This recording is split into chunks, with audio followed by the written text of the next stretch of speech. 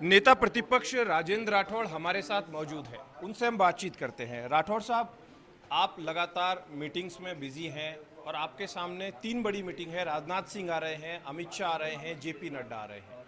दूसरी तरफ कांग्रेस कहती है कि नरेंद्र मोदी जी की सभा हुई। डोटासरा ने कल बयान दिया कि जिसमें जो दावा किया गया उसकी 15% भी भीड़ नहीं है। मैं समझता हूँ कि शायद नज़रों में दोष पैदा हो गया, नेत्र दोष पैदा हो गया। किसी अच्छे आई स्पेशलिस्ट को दिखाए तो ज़्यादा ठीक है।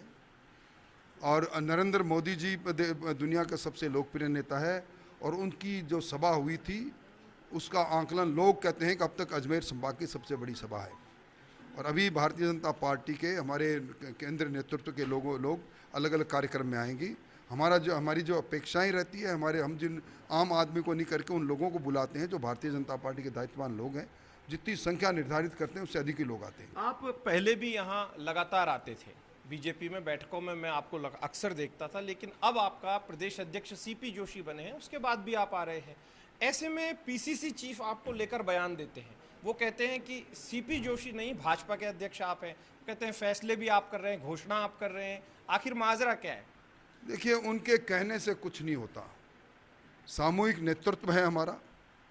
ये हमारे अध्यक्ष जी की सहृदयता है कि जब कभी भी वो यहाँ नहीं रहते हैं तो हमें अधिकृत करते हैं कि हम उनकी तरफ से अमुक बातों को मीडिया के द्वारा जनता तक लेकर जाएं। उन्होंने जब भी अधिकृत किया है, हमने उनकी अधिकृत वाणी को आगे पहुंचाया है और आगे भी करते रहेंगे। एक और सवाल है, आप जब उपनेता प्रतिपक्ष थे और नेता प्रतिपक्ष कटारिया साहब थे तो आप दोनों होते थे। अब उपनेता प्रतिपक्ष सतीश पूनिया है, वो बहुत कम नजर आते हैं जिस लिहाज से आप होते हो यहाँ पर। और वसुंधरा जी तो आती ही नहीं है इन दिनों, बिल्कुल 1-2 बार कार्यक्रमों में आई होगी या कोर कमेटी की बैठकों में आई होंगी। वसुंधरा जी, आपको मालूम है कि नवरात्रा गुप्त नवरात्रा में दतिया में विराजती है, इसलिए उनकी अनुपस्थिति कोई बड़ी बात नहीं। हमेशा मैं कई वर्षों से देख रहा हूँ, सतीश जी हर कार्यक्रम में थे। अभी नवलगढ़ में मेरे साथ बड़ी सभा में थे। और कौन सी ऐसी सभा है जिसमें सतीश जी नहीं है? वो अपने विधानसभा को भी संभालते हैं और पूरे राजस्थान को संभालते हैं, पूरे राजस्थान के नेता हैं। लेकिन एक और महत्वपूर्ण बात है, आपको लेकर ही लगातार प्रहार क्यों करते हैं? क्या उन्हें लगता है कि आप बीजेपी में उभरते हुए तेजी से एक बड़े लीडर बनने जा रहे हैं? वो मेरे मित्र हैं। मित्र को मित्र की चिंता करनी चाहिए और मैं बहुत चिंतातुर हूँ कि अब आगे आने वाले समय में उनकी राह में जितने कांटे मैं देख रहा हूँ, मुझे भी उनकी चिंता है, इसलिए वो मेरी चिंता करते रहते हैं, इसलिए कोई बुरी बात नहीं। एक और सवाल, क्या आप मानते हैं कि अब जो नई टीम बनेगी, क्योंकि आप नेतृत्व से फैसले करते हैं, जो भी फैसले होते हैं आप भी बैठते हैं, सीपी जोशी भी आपके साथ होते हैं और उनके अलावा चंद्रशेखर भी होते हैं, सतीश जी भी होते हैं, अरुण सिंह जी से भी आप चर्चा करते हैं, तो क्या पुराने चेहरों को ही रिपीट करने का रहेगा या फिर कुछ नए लोगों को, ऊर्जावान लोगों को मौका मिलेगा? इसको कहने का मुझे अधिकार नहीं है।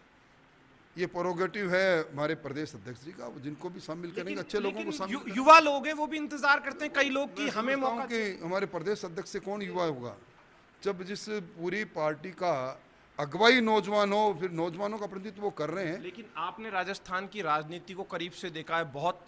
अगर राजस्थान की राजनीति में देखें तो भाजपा में आपको बहुत बड़ा पॉलिटिशियन माना जाता है, तो ऐसे में आप सलाह नहीं देंगे कि ये चेहरे मुफीद हो सकते हैं, अच्छे हो सकते हैं?